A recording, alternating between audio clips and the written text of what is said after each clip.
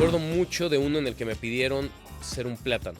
¿Un plátano en un casting? Un plátano, un comercial. Y un casting para comercial. ¿Y qué tal? ¿Qué hacía el plátano? Lo que se me ocurrió a mí fue entrar muy triste. Y yo de niño veía a Pedro Infante y decía, este tipo es lo máximo, ¿no? O sea, eso, Sí. si siempre se queda con la guapa, canta bonito, es buen hijo, buen amigo. Tienes razón. Este guate es lo máximo, ¿no? Tú le prestas al personaje tu voz, tu cuerpo, tu imaginación, y el personaje a cambio te enseña muchas cosas de ti mismo, te alumbra cosas que tú no tenías ni idea. 28 horas sin hacer nada, en un comercial.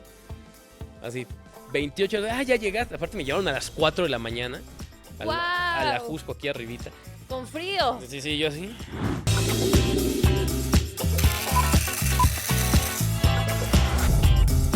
Bienvenido a la entrevista de 24 Ficción, soy Olga Mariana Mahfoud y llegaste justo a tiempo para pasarla increíble con nosotros, porque este día nos acompaña un actor que con cada personaje que interpreta demuestra que ha sabido construir con paso firme y una sensibilidad única actoral que lo ha llevado a colaborar en diferentes proyectos, en distintos proyectos en los que ha hecho una labor excepcional de televisión, así como cine. Estoy hablando de Manu Calderón, que forma parte del elenco de diferentes series biográficas, donde ha interpretado esas presencias narrativas que se han vuelto esenciales e inolvidables, que aunque son discretas, sostienen una emoción y una memoria de una gran historia. Así que hoy queremos conocerlo más, queremos conocer cuál ha sido su camino a lo largo de la vida para llegar a consolidarse como actor y sobre todo a cumplir y conquistar estos sueños por los que se trabajan todos los días. Así que Manu Calderón, bienvenido. Muchas gracias. ¡Eh! Muchas gracias a todos. Bienvenido a este podcast. Bueno, muchas gracias por invitarme, estoy muy contento de estar aquí, echar la platiquita sobre este camino que ya lleva varios años y que pues, me hace sentir muy orgulloso y muy contento. ¿Qué tal eres, Manu, para el chismecito, para la platicada? Soy sabroso para el chismecito. Estás en el lugar correcto. Ah, qué bueno.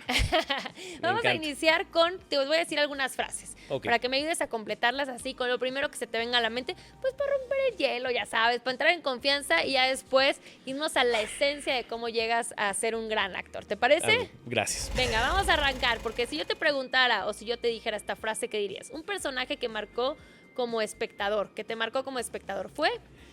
Marv de Sin City. Ah, muy bien, ¿por qué? Porque me encantó esta cosa que manejan justo en la película, que es un poquito arriba del realismo. Ok. O sea, no tienen superpoderes, pero sí y demás. Y Marv con esta cosa como súper bestial, muy determinado. Si no vieron la película, vayan a verla, Sin City. Le interpreta a Mickey Rourke, el personaje de Marv. Tiene un objetivo y nada lo para. Y me gustó mucho. Es de los personajes que dije, me encantaría. Qué motivador, poder ¿no? hacer algo así. Sí, arrasador. Sí, que me nada encanta. te pueda detener. Me gusta. Y un actor que admiro porque hace mucho con poco tiempo en pantalla que hace mucho con poco tiempo en pantalla. Uno de los actores que más admiro por esa y otras características es Steve Carell. Ah, muy bien. Que son de esos personajes o de esos actores que, aunque la película dure 2 horas, ellos aparecen 5 minutos y te acuerdas todo el tiempo, ¿no? No, claro, me acuerdo, la primera vez que vi a Steve Carell lo vi yo en Todopoderoso, que de Jim Carrey, que hace al compañero de noticias medio arrogante y demás. Y es maravillosa su escena, que se empieza a... la recuerdo con mucho cariño. Y de ahí pues verlo en The Office, verlo. Y además también saber que él incluso fue corresponsal de noticiero y demás, Sí. haciendo como color y este tipo de cosas. Me gusta mucho la carrera que él ha construido. Si pudiera elegir un personaje que aparece poco pero cambia todo, elegiría... Un personaje que aparece poco pero cambia todo. El iceberg de Titanic, no es cierto. Sí puede ser. Oye, el iceberg de Titanic hasta lo han entrevistado en esta ficción y ahora ya con la inteligencia artificial. Es un poco frío, pero se siente su presencia en la historia. Inolvidable, ¿no? Inolvidable. Ay, buena respuesta, me gustó. Me quedo con esa. Ser actor en México es... Un privilegio. Sí, y realmente sí, ¿no? Sí, yo creo que hay mucha gente que sueña con estar donde estamos, cada uno en diferentes medidas, y somos pocos los que logramos acariciar ese sueño, y hay que entender, o bueno, desde mi punto de vista, sí tiene que ver con talento, sí tiene que ver con trabajo, pero sobre todo con fortuna. Hay muchísimas cosas que tienen que conjugarse para que uno pueda estar sentado aquí dándote una entrevista, para que uno tenga la oportunidad de hacer un casting, de quedarse en un papel. Son tantas cosas las que tienen que alinearse, que no puede depender solamente de las ganas que le eches o este tipo de cosas. Entonces siempre me va a sentir sumamente afortunado y entender eso, que es un privilegio estar donde uno está. Me encanta escuchar eso porque ya entraremos a profundidad, ¿no? De cómo ha sido el camino y la historia, pero tienes razón. No solamente es querer, sino ser perseverante, ¿no? Y muchas veces abrazar los nos que vienen más seguido que los sís, ¿no? En este tipo de carreras y lograr transformarse. Totalmente. La que sigue es una escena que parecía pequeña pero terminó siendo clave. ¿Fue?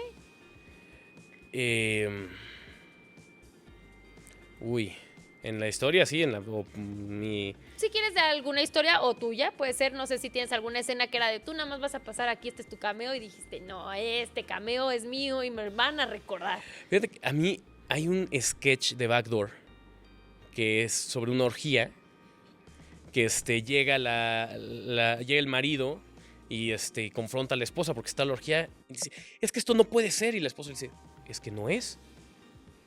Seguramente está soñando. Y lo empieza ya a gaslightear. Y yo soy el dentista al que ella invitó a la orgía. Y estoy unos segundos en el sketch, pero me la pasé bomba. Y además fue un boom, por lo menos en relación a lo que yo estaba en redes sociales, por ejemplo. Mis seguidores así se fueron. Porque tuve mi escena así con un calzoncito de cuero. Seguramente hay quien la va a ir a buscar en este momento. Entonces verás en tus seguidores crecer en este momento. El personaje que más me ha enseñado sobre mí es... Creo que el flaco de Yo no soy Mendoza también se conjugó con un momento de vida muy particular y creo que me hizo cuestionarme muchas cosas y me ayudó en los cuestionamientos que ya traía. Lo más difícil de actuar en ficción basada en hechos reales es... Que tienes que construir un personaje ficcional diferente al que cada una de las personas que ve la serie ya tiene en su cabeza. Y entonces tú seleccionas elementos del personaje que vas a interpretar y los acentúas. Y entonces Órale. a veces no son los que algunas personas quieren ver. A veces sí. Y a veces transformas al mismo personaje. O sea, si de repente todavía sigue con vida, puedes transformar la narrativa sobre la vida de esa persona. Y es una responsabilidad muy grande. Bien. Y siempre quise hacer una escena donde... Siempre quise... O sea, mira, se me cumplió ya una escena donde me muero en cámara lenta. ¿Y por qué siempre quisiste hacer eso? Pues se me hacía muy cool, la verdad, morirme en aparte, fue en una telenovela y me muero en el final de la telenovela. En cámara lenta. Y ahora que tengo muchas ganas de hacer acción. A mí me gusta mucho la acción, me gusta mucho el combate escénico, me gusta el trompo. Entonces traigo ganas de eso. Espero que más de actor que en la vida real, ¿eh? No, pues ya está uno grande, ¿no? Ya, No, ya para andar haciendo ese tipo de cosas. Ahorita no. Ahorita, ya siéntese, ¿no? Ya Sí, siéntese, exacto, ya. siéntese. Oye, justamente vamos a arrancar ya hablando de tu carrera. Cuéntanos un poco de cómo fue tu primer acercamiento hacia el mundo actoral, qué hiciste, que sea una obra, un comercial. ¿Te llevaban de chiquito a que actuaras? ¿Fuiste un niño de comerciales? No, para nada. Yo recuerdo muchas cosas con mi abuelo materno. Y entre las cosas que veía eran películas de Pedro Infante. Claro. Y yo de niño veía a Pedro Infante y decía, este tipo es lo máximo, ¿no? O sea, eso, Sí. si siempre se queda con la guapa, canta bonito, es buen hijo, buen amigo. Tienes razón. De este guate es lo máximo, ¿no? Y entonces yo quería ser como Pedro Infante y empecé a cantar desde muy niño. Me metí al coro de la escuela. Canta algo, sí. Espérate, ¿ves? No, pero... Haz un pedacito de algo, anda. ¿Algo de Pedro Infante? Sí. Amorcito corazón, yo tengo tentación de un beso. ¡Ay, bien! ¡Aplauso! ¡Bien! Nadie chifló, yo esperaba el chiflido. Fíjate que yo lo pensé, pero no sé Pues no sé chiflar, yo tampoco. Yo tampoco, nada más lo escuché en mi mente, literal. Pero entonces yo empecé a cantar y del coro de la escuela me jalaron al grupo de teatro. Y una vez que yo hice una obra de teatro, hice yo al villano de una obra, que no vayan a ustedes a pensar que es un plagio, se llamaba Papelín, y era un niño de papel que quería ser un niño de verdad. Ay, suena tiernísimo. Y yo hacía al villano, que era el zorro malvado. Y disfruté yo tanto ser el zorro malvado y hacer cosas que yo nunca hubiera hecho. Que Manuel en ese momento, pues estaba niño, nunca se hubiera imaginado. Y de ahí dije, no, pues aquí no me baja nadie. Oye, ¿tus papás se lo imaginaban? Porque también creo que llegar y decir, hola mamá, papá, ¿qué creen? Voy a ser actor. Creo que fue muy largo el trayecto. O sea, como que realmente nunca pensé en dedicarme a otra cosa. O sea, un poquito coqueteé con la idea de jugar fútbol. A mí me gusta mucho jugar fútbol. Y un poquito coqueteé con la idea de hacerlo profesionalmente. Pero fuera de eso, yo nunca pensé en trabajar de otra forma. O sea, así tener un trabajo de verdad y de 8 a 6 y etcétera. Un trabajo de verdad, tu trabajo también. Nunca es de me verdad, pasó por la Manu. cabeza. Sí, pero la verdad es que justo también eso es un privilegio que realmente el trabajo del actor, a pesar de que sí tiene Sí. retos y que tiene muchas complicaciones y de que puede ser cansado y demás, pero finalmente es jugar. Claro. O sea, y vas y juegas con tus amigos y para que la gente lo vea y eso está muy chido. Y dicen que además vivir vidas ajenas sin pagar el precio, ¿no? Eso es está padrísimo bien y padre. es clave de por qué yo elegí esta profesión. Claro, que puede ser muchas vidas. Oye, ¿te acuerdas cómo te sorprendió después de ese primer escenario de la obra cuando eras niño, ese primer set de televisión? ¿Qué pasó cuando te viste por primera vez en pantalla? Uy, o sea, bueno, es que son varias experiencias, son varias primeras veces en esta carrera, ¿no? La primera vez que hice un papel en televisión fue una telenovela acá en TV Azteca y me contrataron como mecánico. ¿Cómo se llamaba la telenovela? Híjole, creo que era de un guardaespaldas.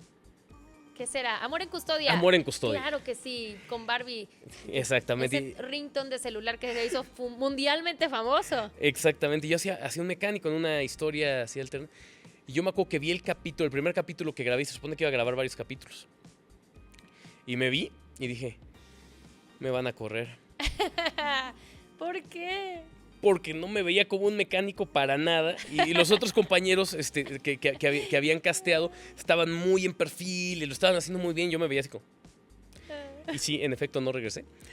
Esa fue la primera vez. Y luego, pues, no sé, la primera vez que protagonicé un sketch, lo hice como interpretando al Piojo Herrera. Entonces traía yo Oh, wow, el maquillaje. entrenador de fútbol. Exacto, y traía Ok. así 2 botargas.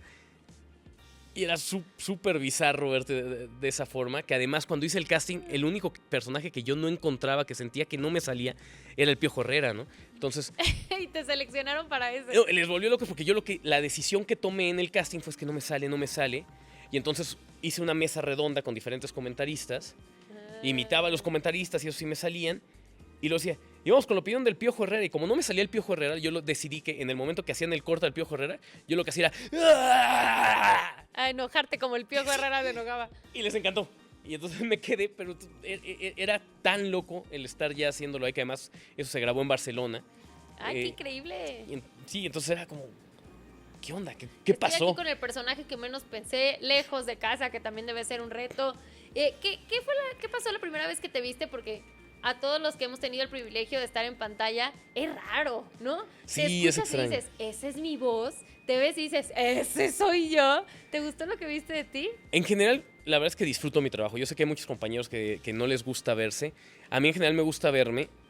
Sufro mucho cuando no. O sea, cuando no te gusta lo que ves. Sí, hay veces que digo, híjole, man. También me acuerdo de alguna vez una participación pequeña que tuve en una serie. Estaba ahí de Árbol 3. Y hay una escena donde estaba yo y de repente no estaba yo. ¿Cómo? O sea, había como un grupo de personas. Ajá. Y no sé qué haya pasado en la grabación, me movieron o alguna cosa así. Pero entonces está diciéndonos algo el protagonista y yo estoy así. Y de repente, ¡pum!, ya no estoy. O sea, como un error de continuidad Sí, que de así. repente. Pero tú te diste cuenta porque más tú te estás buscando a ti, te Porque estás yo me estoy viendo a mí. observando, sí. La gente no se dio cuenta porque estaban viendo al protagonista hablar. Pero dije, ¿cómo? Ay, desaparecí. sí. Y sí, hay cosas muy raras. Porque además, cuando trabajas para cámara, realmente pues tu trabajo se acaba en el set, pero después hay un mundo de trabajo. Sí. Hay edición, hay escogen qué toma. Sí, por y tú no tienes supuesto. control sobre eso y no sabes qué va a pasar. Claro, tú no sabes al final cuál va a ser el resultado. Oye, ¿qué consejo te dieron al inicio de tu carrera que te sigue funcionando? Y a ver si te acuerdas quién te lo dio, no lo puedas compartir, también está bueno. Sí me acuerdo perfectamente y me cambió totalmente la carrera. Fue Eugenio Derbez. Ah, ¿de verdad? Y fue a una cena en mi universidad porque su tío era el rector de la universidad. Ah, mira. Entonces lo invitaron para que comiera con algunos de los alumnos de la licenciatura en teatro. Entonces yo fui invitado. Y la verdad es que yo era el que más manejaba la carrera de Eugenio Derbez. O sea, de los que estaban ahí, yo pues, había visto todo, ¿no? Eras fan. Pues, Sí. sí podría decir, sí, mucha Pero es admiración que para el crecimos señor. con él, ¿no? Además, Exacto. sabes, realmente, su trayectoria la conocemos. Sí, y además pues, soy muy futbolero, entonces había visto todo lo que había hecho en mundiales, o sea, Sí. no solo sus programas, sino este tipo de cosas. Y estoy platicando con él un montón de tiempo. Y en algún momento me dijo, te voy a dar un consejo que de verdad te va a ayudar. Y me dijo, no pidas trabajo, ofrece trabajo. Que cuando alguien esté buscando, oye, un texto, lo tienes. Órale. Un actor que ya lo tengo. Y eso a mí me cambió la carrera porque el parteaguas de mi carrera fue a partir de una obra que produje junto con una compañera, una obra que se llamó Sucia y muy chingona historia de amor, con la compañera Ana González Bello, a quien le mando un saludo. Saludos. Y a partir de ahí se han movido muchas cosas y todo el tiempo, nunca me ha faltado trabajo porque todo el tiempo he estado generando trabajo de mi parte. Qué gran consejo. Sí, la verdad es que sí. Y no importa la carrera, creo que es un gran consejo para cualquier carrera. Estar Sí. listo siempre para ofrecer lo que se necesita, ¿no? Sí, la verdad es que sí me cambió totalmente el panorama.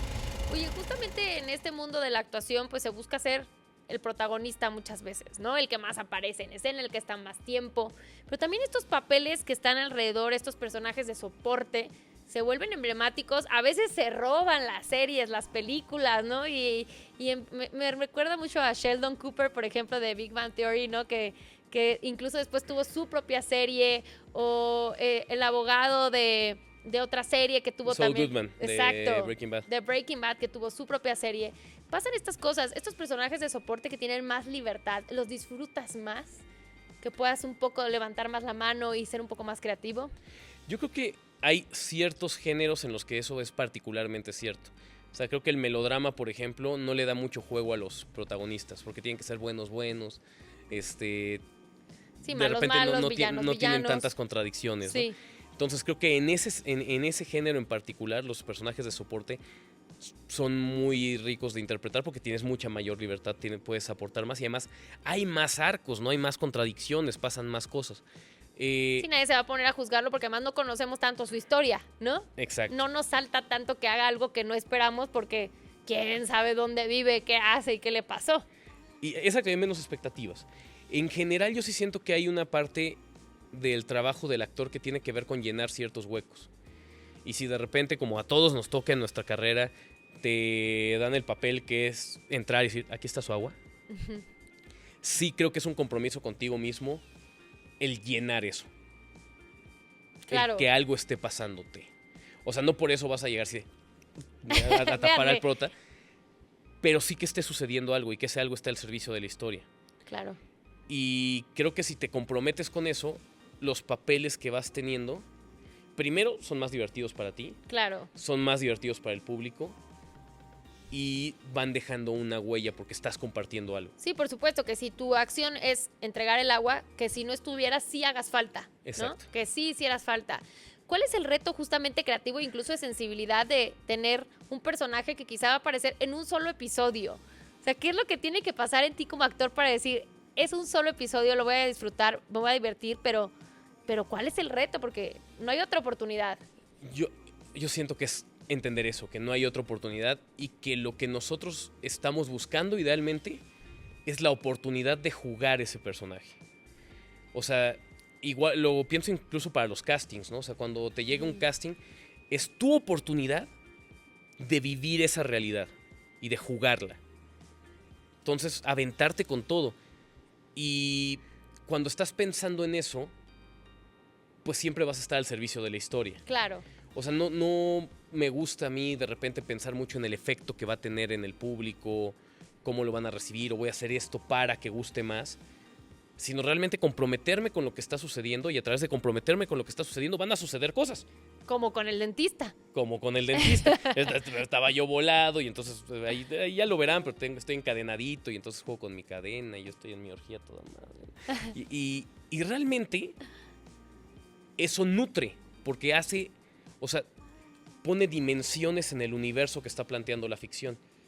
Si no te vuelves como una especie de escenografía, ¿no? Detrás Claro. de los protagonistas.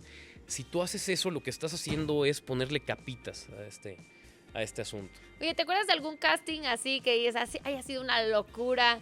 que no se te olvide, no sé, que te haya tocado interpretar a lo mejor hasta algún objeto, que te hayan pedido hacer una planta, como hablabas hace rato. Uy, a ver, me acuerdo mucho de uno en el que me pidieron ser un plátano. ¿Un plátano en un casting? Un plátano, un comercial. Y un casting para comercial. ¿Y qué tal? ¿Qué hacía el plátano? Lo que se me ocurrió a mí fue entrar muy triste. Y entonces yo llegué así, me dijeron, ¿qué te pasa? Y le digo, pues es que es horrible ser un plátano. Yo no te puedes parar derecho. Todo el tiempo te están haciendo chistes de abogados, ¿no? O sea, y entonces empecé a hacer una improvisación, una especie de stand-up con que estaba muy triste Pero a ver, por ser dime un algo, plátano. sin disfraz ni nada. No, así como O sea, menso, siento- todo así, ¿no? Y Pero de hecho, por ejemplo, muchos actores hacemos en un momento de nuestra carrera, o si toda la carrera, o si hacemos comerciales. Y yo creo que es un gimnasio maravilloso porque el tipo de estímulos que hay son muy raros. O sea, eso, ¿no? Imagínate que es un zapato rojo y ¿de qué talla, no? O sea, como, Claro, porque todo eso tiene como su propia personalidad, ¿no? Que sea rojo, tiene su intención. y tienes que llenar esos espacios. Entonces, cuando después de eso tienes un texto que está bien construido, digo, te estás de vacaciones, ¿no? Entonces, Claro. sí, ese es el que me acuerdo más locochón. Y me han llegado castings que también pues, nos hemos alocado solitos, ¿no? O sea, como, Oye, ¿hay alguna escena, justo un momento que te hizo sentir que justo uno de esos personajes realmente existía, que dijiste, no manches, este sí existe dentro de este universo, se siente muy real, está muy bien hecho? o sea, lo que más me gusta a mí cuando recibo un texto es que las respuestas, o sea, tus textos casi se te estén saliendo a ti de la boca porque es lo que tendrías que decir. O sea, está tan bien Órale. construida la situación, Como congruente. ajá, que es necesario que preguntes, ¿no? O sea, llega un tipo, está ensangrentado, ¿qué te pasó? Pues sí, claro, o sea, cualquiera diría, ¿qué te pasó? Sí, no, ¿cómo estás? Buenos días. Ajá, y de ahí vas construyendo, los que se construyen así son los que más disfruto, pero también podría decirte que los que no entiendo qué tengo que hacer han sido castings y de hecho en algunos me he quedado y han sido personajes que he disfrutado muchísimo, que leo el personaje y digo, híjole, no tengo ni idea. Y empiezo a jugar. Qué rico Puta, también, ¿no? Sí, claro, o sea, me pasó con un casting para un personaje que no entendía por dónde iba, sabía que era una comedia, pero estaba como muy serio en lo que estaba hablando y demás. Y entonces a mí algo me vinculó con el profesor Snape Ah, claro, de Harry Potter. de Harry Potter, que tiene esta cosa que habla así. Sí, sí, sí, sí, sí. Y entonces empecé como a trabajar al personaje desde ahí. Claro. Y todo el texto lo dije desde ahí. Oye, qué importante es como la postura, ¿no? Todo lo que estás haciendo ahorita, la gesticulación, la postura, cómo mueves tus manos, cómo todo eso te va llevando a ser justo un personaje que es diferente a ti. Y cambia, según yo, o sea, en cuanto cambien las imágenes con las que estás alimentando al personaje. O sea, porque no es lo mismo una persona que es muy descuidada que una persona que es muy higiénica, Por una supuesto. persona que es muy meticulosa y habla más pausado porque está pensando muy bien lo que te va a decir. O sea, hay cosas que aportan, ni siquiera lo tienes que pensar mucho, solito emerge cuando tus imágenes cambian. Estamos hablando de personajes, muchos pues que no existen en la vida real, que existen en este universo de la imaginación, pero también hay series basadas en la vida real. Que ahí viene otro reto, otra comparación, porque ya existió esa persona, más allá de ser un personaje, y justamente hay que parecerse, hay que estar a la altura. ¿Cómo es entrar en una serie que esté basada en personajes reales, famosos, conocidos, que te van a comparar, que te va a observar y juzgar el público también?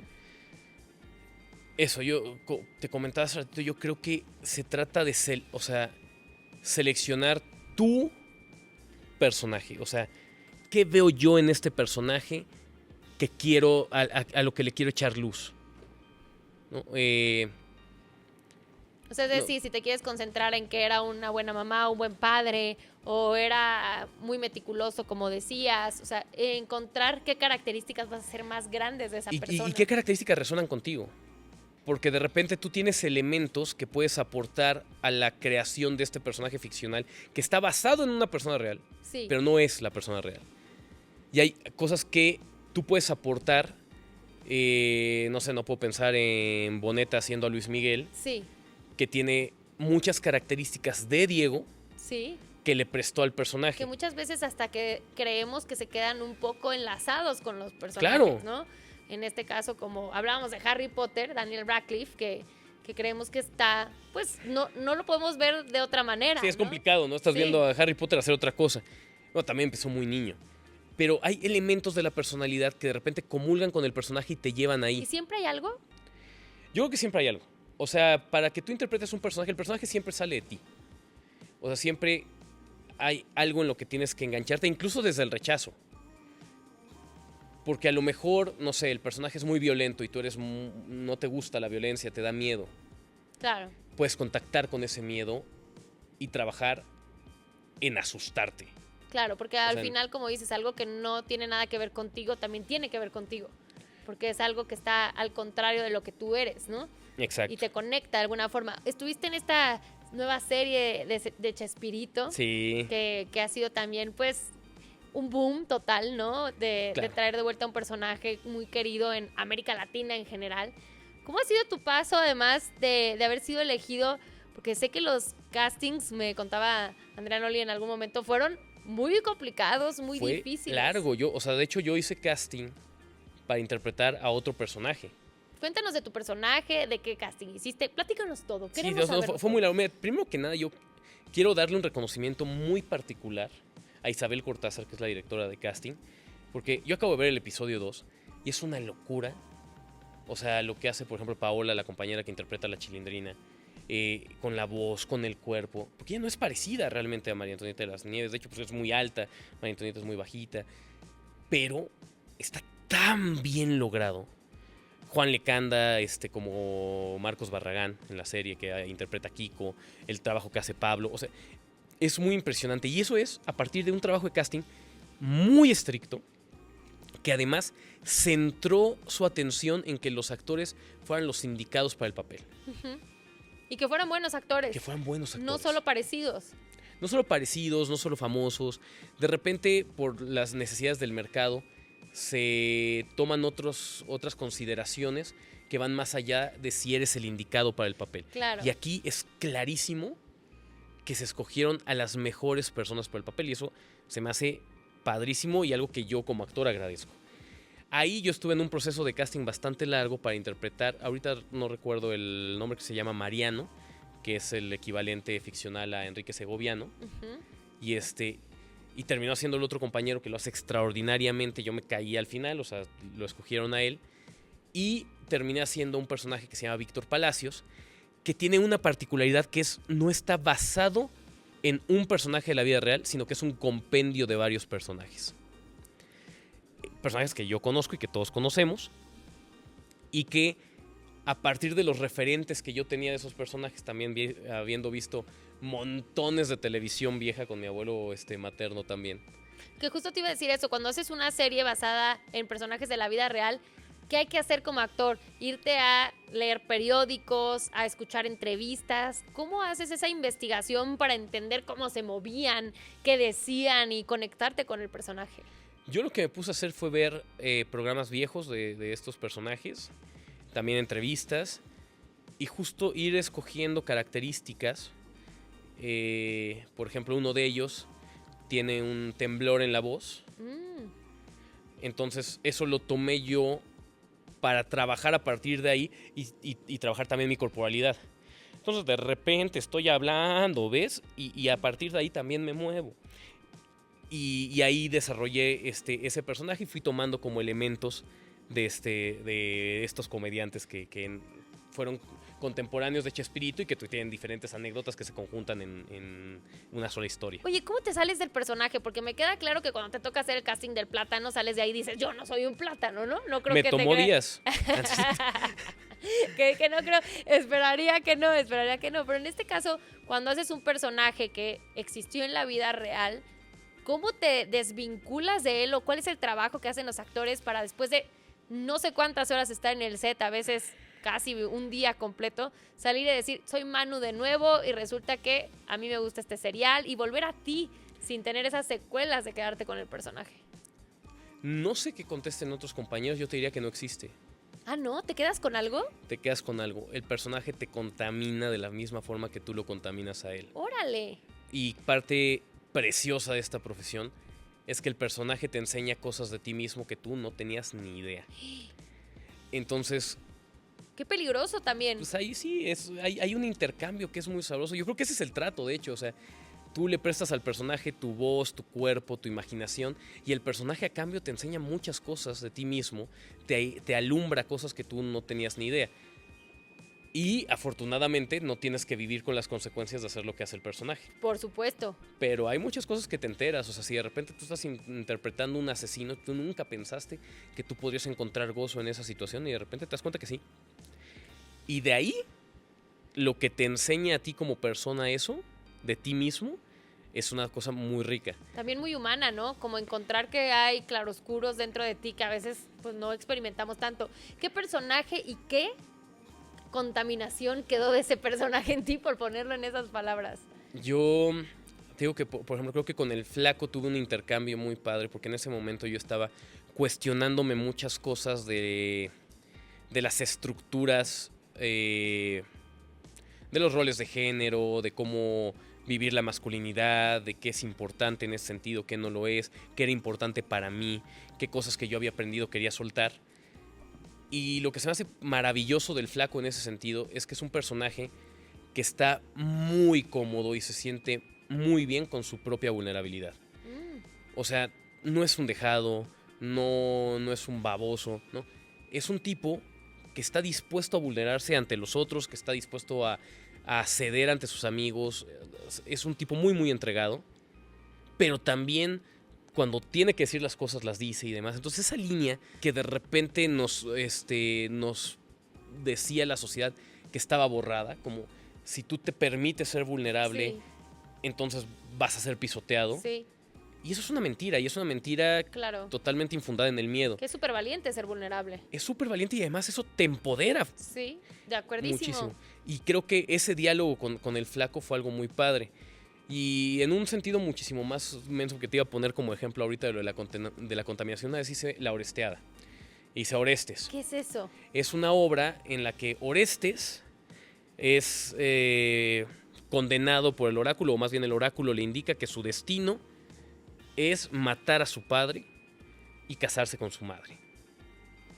Y entonces el tipo dice, no, yo no juego, y se va autoexiliado, pero hay muchas circunstancias que lo llevan a cumplir su destino. Y entonces en este montaje teníamos una escena en la que yo tomaba un betabel que estaba pues caracterizado como si fuera un corazón humano y me lo comía. Y yo odiaba el betabel. Lo odiaba. O terminé la obra y me encanta el betabel. Ok, bueno, esa es una buena contaminación. Pero o sea, digo, Es un poco más sano. Sí, no, pues es un ejemplo Sí. muy chiquito de cosas que los personajes te dan así y Te que hace tú no cachar veas. de repente, ¿no? Alguna muletilla, algo que dices, ay, yo no decía esta palabra y ahora la digo un montón. Pues sí, te No, vas claro. quedando con algo. Y hablando justamente que has hecho muchos géneros. Tengo aquí en las anotaciones, pues, ¿quién lo mató, por ejemplo? Ya hablaste de Yo no soy Mendoza. Has hablado de muchos proyectos de Backdoor. ¿Cómo haces para estar en esta mezcla de géneros de ficción al final y tener suspenso, pero drama, una reconstrucción mediática, una historia real? ¿Cómo pasas y saltas de género a género? Yo siento que es como cuando te cambian de una canción a otra y estás bailando. Una rocola, Ajá. O sea, pues tú estás bailando escuchando la canción. sí. Y ese es tu estímulo principal, ¿no? Entonces de repente te ponen una salsa y pues te empiezan a mover los hombritos y estás así. Y si de repente de eso te lo cambian a algo tecno, empiezas con pum, pum, pum, ¿no? Y tu cuerpo lo siente, tú lo sientes y vas con ello. ¿Y te sientes cómodo con eso? A mí me encanta. ¿Te encanta el reto de vivir géneros diferentes? Pues es que justamente eso es. A mí lo que más me gusta de esta profesión es la oportunidad de vivir realidades distintas a la mía. Pero Y debe haber algo cada que te género guste ofrece más, ¿o alguno. no? No hay algo así que disfrutes más, que digas, la verdad. La comedia. Sí. Sí, la comedia. A ver, a mí lo que más me gusta es cuando los géneros también se contaminan entre ellos. O sea, a mí me gusta la comedia que de repente puedes echar una buena lloradita, como puedo pensar en The Office, en Friends. Sí. Pero también me gusta la tragedia que de repente estamos tan metidos en el hoyo que nos damos cuenta de eso y nos reímos tantito. Es que sí pasa, o sea, cuando ya te va peor en la vida ya no te queda más que reírte, Más que ¿no? reírte, Y es muy exacto. mexicano también. Sí, y a mí me gusta mucho eso. O sea, como que la combinación de géneros es a mí lo que más me gusta. Oye, ¿cómo descubriste que eras bueno para la comedia? Porque hemos tenido invitados como el Diablito también en este bonita entrevista de 24, que al final hace reír. Tiene su chiste, está complicadillo, puede ser bastante doloroso el corazón aventarte aquí algún momento divertido y que nadie se ría también, ¿no? Claro, nada, es horrible. Cuando tiras el chiste es como... Bueno, pasamos al siguiente. Esa es una cosa horrorosa. ¿Cómo descubrí eso? Creo que al principio de mi carrera, yo cuando estaba en la universidad hacía yo teatro físico, así teatro, ¿no? Y estaba muy en la intensa y creo que empecé a explorar la comedia para relajarme un poquito de eso. Ok. Y fue muy liberador como poderme reír de mí mismo y poder abordar desde otro lugar las ficciones. Y pues de ahí fui agarrando y me di cuenta que tenía esta vena para hacer reír. Y honestamente hasta el día de hoy a mí no me resulta difícil. O sea, entiendo cuál es el reto. A mí luego me resulta más difícil cuando ¿no? Cuando es el dramón Hacer tremendo llorar. y tener... Pues no sé si hacer yo, pero si llevas 2 horas llorando, a mí ya me dan ganas de reírme. Digo, ya... ¿Cómo le hacen los actores? Esa es la duda del millón. ¿Cómo le hacen para llorar? ¿En qué se acuerdan? ¿A qué se van? ¿En qué piensas para lograr conectar? Porque, a ver, sí estás muy bien en tu personaje, pero como dices, 2 horas después... Sí, te cansas y además de repente, o sea, hay muchas veces, me pasó en una película que se llama Hail Mary, que la escena era, llega un demonio y nos mata frente al que era el protagonista, ¿no? Que es Benny Emanuel. Y entonces lo que pasaba era que el demonio me ponía la mano en la cabeza y con sus poderes de demonio pues no sé, me quemaba el cerebro, me dolía mucho y me aniquilaba. Y eso es muchísima energía. Sí. Porque estás viendo cómo viene el demonio para ti, tienes mucho miedo y estás sintiendo el miedo. Y yo me acuerdo, yo empezaba a llorar y aparte yo empecé, o sea, yo trabajo mucho con trenes de pensamiento. Entonces, mi tren de pensamiento era, ¿por qué? Yo no le hice nada a nadie. Yo nada más quiero ver el fútbol en mi casa, güey. ¿Por qué me quieres matar? Entonces, mientras él se iba acercando, yo iba pensando eso y me daba ni miedo, me daba miedo. Me ponía la mano en la cabeza y yo gritaba. Y ahí está padrísima la escena. Bueno, aparte le metieron efectos especiales y así. Pero eso lo grabamos 30 veces. Para esa cámara, para esta cámara, para la otra cámara. Ahora un close, ahora le vamos a hacer la abierta, ahora la vamos a hacer desde arriba. Y sí, pues para cuando terminas estás, pero... Deshidratado. Molido. Justamente me tenían que ya dar agua así porque ya no lloraba, ¿no? Porque ya no había Ya no hay lágrimas. Ya no había de dónde, ¿no? Y y si tienes bien colocada tu presencia en tu tren de pensamiento y eso, pues sí vuelve a suceder y sí vuelve a pasar la emoción, pero estás más cansado. Se desgasta, sí, claro, ¿no? También hay que valorar eso. Creo que sí llega el punto donde dices, ¿cuántas veces se tuvo que hacer esto para que también a nosotros como espectador nos transmita y nos pongamos a llorar contigo? No, y aparte, o sea, hay otros formatos, no sé, la telenovela, que de repente haces 20 escenas al día y las compañeras lloran y lloran y lloran y lloran y dices, órale. Ya, es que se entrena, ¿no? Como si fuera Sí. el gimnasio. Así es. Me toca llorar, ok, voy a llorar. Me toca reír. Hay compañeras que, o sea, lloro, órale.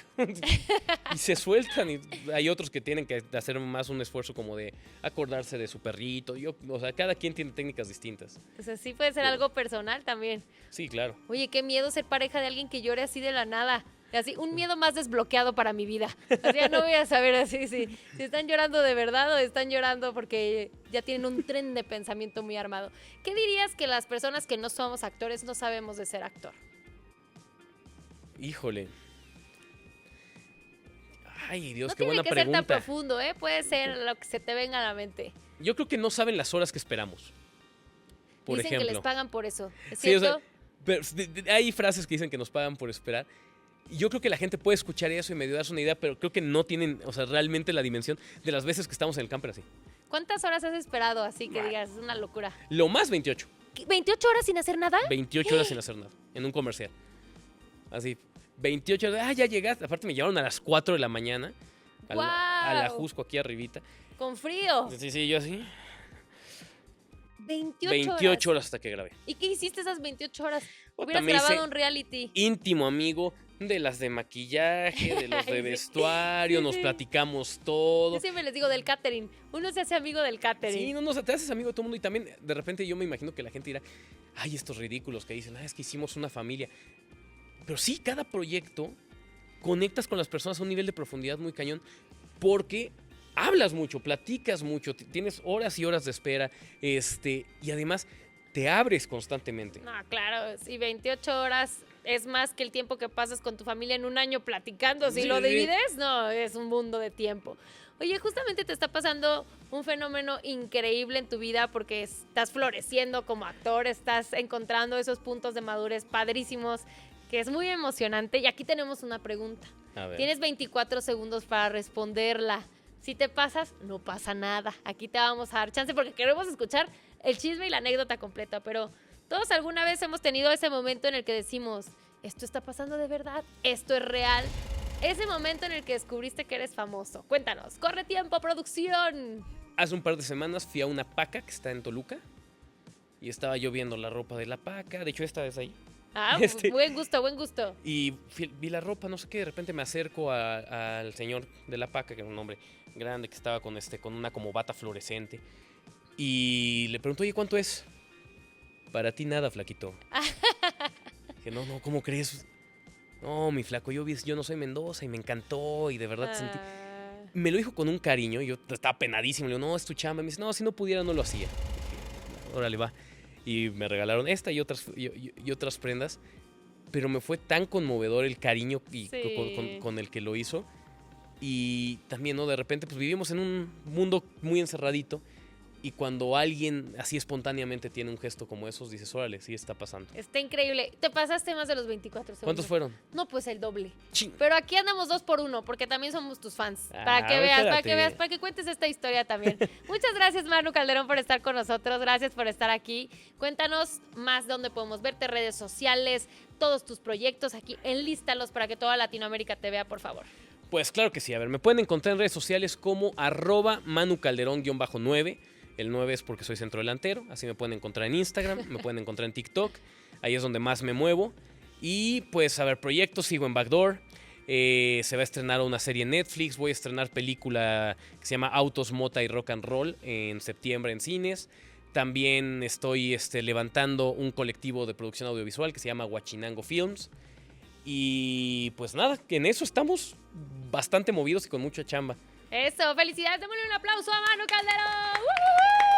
Esta es la entrevista de 24 Ficción. Gracias por estar con nosotros. Gracias a ti que estás del otro lado de la pantalla por estar con nosotros y nos vemos en la próxima.